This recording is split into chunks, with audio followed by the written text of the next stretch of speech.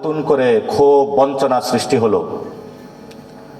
তো যখন রাষ্ট্রের প্রতি মানুষের বিশ্বাস আসে, মানুষ বিশ্বাস করে it's my state, it's my society, তখনই কিন্তু রাষ্ট্রের পুনর্গঠনটা হয়ে ওঠে। আমি 90-এর সময়ও একটি আন্দোলন হয়েছিল এখানে যে আমরা বাংলাদেশ রাষ্ট্রটা নতুনভাবে গড়ে তুলব।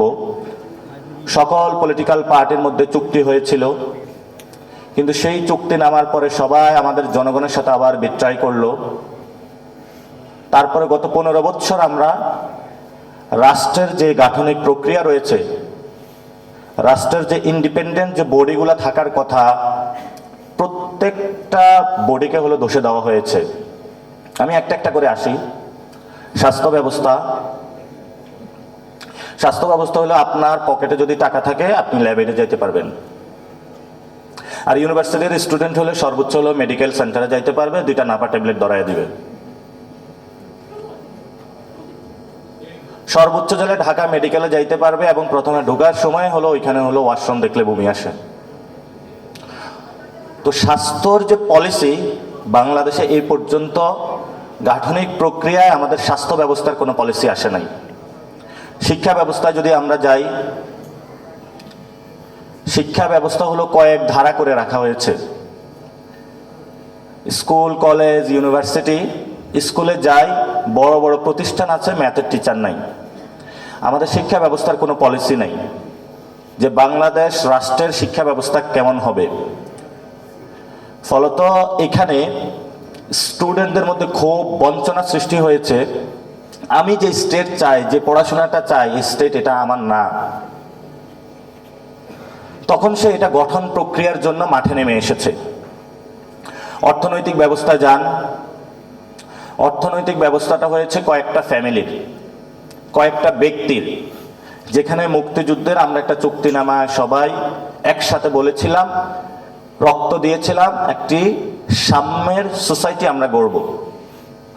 গত 50 বছরে অর্থনৈতিক অবস্থা এই পর্যন্ত এসেছে যে এক শ্রেণী এত টাকা ফুলে ফেঁপে বড় হয়েছে, তারা বাংলাদেশে আর টাকা রাখার জায়গা পায় না, এখন সিঙ্গাপুরে হলে পাচার করতেছে।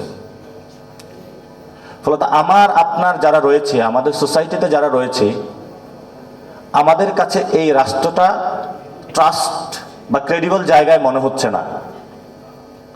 এবার যদি রাজনৈতিক সংগঠনগুলোতে আসি, যে আমরা যখন কোথাও রাজনীতি করতে চাই, আমাদের যেই সংগঠনকে আমরা দেখতে চাই, ওয়াও দ্যাটস মাই অর্গানাইজেশন, আমি এটাতে ফিল করি, কানেক্ট করি, এটাতে করতে চাই, এমন ধরনের কোনো পলিটিক্যাল অর্গানাইজেশন আসলো না, শিক্ষা ব্যবস্থা আসলো না, অর্থনৈতিক ব্যবস্থা আসলো না।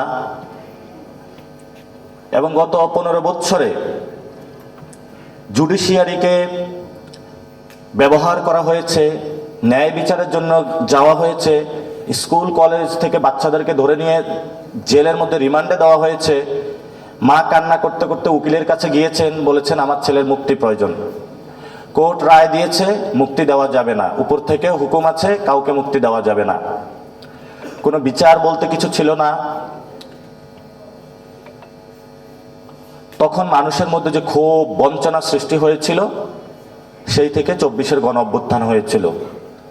এবং এই যে গণ অভ্যুত্থানে কৃষক, কুলি, মজুর, ব্যবসায়ী থেকে শুরু করে সবাই, ছাত্র, শ্রমিক, জনতা সবাই অংশগ্রহণ করেছিল। সবার মধ্যে একটা আকাঙ্ক্ষা ছিল, যেই রাষ্ট্র আমি চিন্তা করি এই রাষ্ট্র এটা না, এটা যদি আমি ভেঙে দিতে পারি তাহলে আমি নতুন করে একটা রাষ্ট্র গড়তে পারবো, যে রাষ্ট্রতে আমার শিক্ষা ব্যবস্থা থাকবে, আমার স্বাস্থ্য ব্যবস্থা থাকবে, আমার অর্থনৈতিক ব্যবস্থা থাকবে, সকল ব্যবস্থার মধ্য দিয়ে এমন একটা জায়গা থাকবে যেটাতে আমার মানবিক মর্যাদা নিয়ে ইনসাফের একটি সোসাইটিতে আমি বসবাস করতে পারবো। সবাই আন্দোলনে নেমে আসলো। যারা এই সিস্টেমগুলোকে ধ্বংস করে দিয়েছে সেই মানুষগুলোর বিরুদ্ধে লড়ে গেল। গণ অভ্যুত্থানের পরে এই মানুষগুলো আবার প্রতারণার শিকার হলো। তারা যে আবেগ, অনুমতি, ইচ্ছার জন্য জীবন দিল, যে সবজি বিক্রেতা নিজের সবজি দোকান রেখে হলো এই গণ আন্দোলনে নেমে এসেছিল, গণ অভ্যুত্থানে বিপ্লবে নেমে এসেছিল, যে মা তার বাচ্চাকে বাসা রেখে নেমে এসেছিল, তার মধ্যে তো একটা আকাঙ্ক্ষা ছিল বাংলাদেশ রাষ্ট্রটা আমি এইভাবে গঠন করতে চাই। কারণ আমাদের ঢাকা বিশ্ববিদ্যালয়ের মুহসিন হল, স্টুডেন্টরা দাবি তুলতেছে এই হল পুনর্গঠন করা প্রয়োজন। যখন এই হলটা এমন একটা অবস্থায় পড়ে যাবে, হয়তো তার গঠন করা প্রয়োজন অথবা পুনর্গঠন করা প্রয়োজন। তো ধরেন আমাদের এই টিএসসির অডিটোরিয়াম এমন একটা অবস্থায় গিয়েছে যে এইখান থেকে উপর থেকে আস্তরগুলো খসে পড়তেছে, তখন তো স্টুডেন্টরা জানাবে অথরিটির কাছে যে এটা পুনর্গঠন করা প্রয়োজন, যাতে হলো বাংলাদেশে আমি নিরাপদ থাকি, টিএসসি অডিটোরিয়ামে নিরাপদ থাকে, একটা পাথর বা ইট পড়ে আমি না মারা যাই।